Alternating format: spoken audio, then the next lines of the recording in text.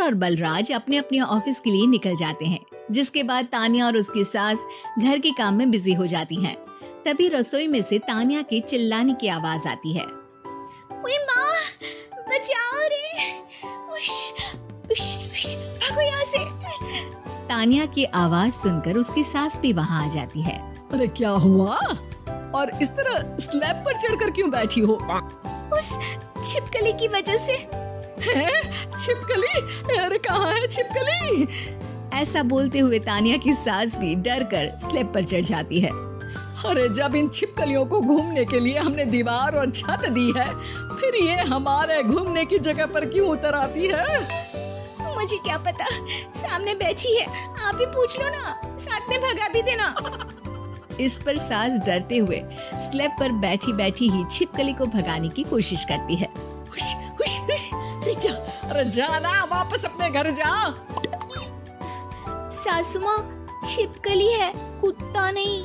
अरे हाँ हाँ, छोटी सी ही सही छिपकली तो है, तो तुम ही भगा दो ना। तानिया की सास उसे स्लैब से नीचे गिरा देती है, जिस पर छिपकली तो डरकर भाग जाती है, लेकिन दोनों सास बहू के बीच टॉम एंड जेरी वाला खेल शुरू हो जाता है।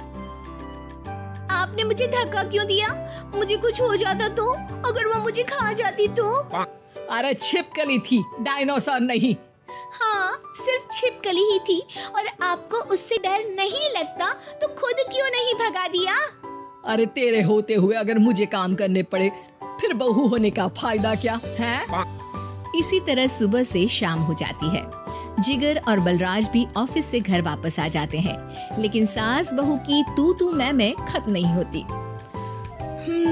आज इस सभा का मुद्दा क्या है? मम्मी ने मुझे छिपकली के सामने फेंक दिया। अरे वाह मेरे डरपोक, मुझ पर 30 साल से शेरनी जैसे हुक्म चला रही हो और एक छिपकली से डर गई।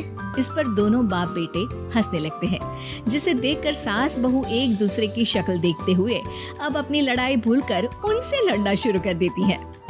अरे आप ना ज्यादा बत्तीसी ना दिखाओ, नहीं तो शेरनी के एक पंजे से 32 के 32 दांत बाहर निकल आएंगे। अपनी माँ की इस बात पर अब जिगर अपने पापा को देखकर हंसने लगता है। अरे क्यों पापा, आ गया स्वाद? अभी आपको भी आएगा स्वाद। इस पर घर में सास बहू ड्रामा बंद होकर पति पत्नी नौटंकी शुरू हो जाती है, जिस पर तानिया से कहा सुनी के बीच जिगर अचानक चिल्लाते हुए कहने लगता है। कॉकरोच, इतना बड़ा कॉकरोच!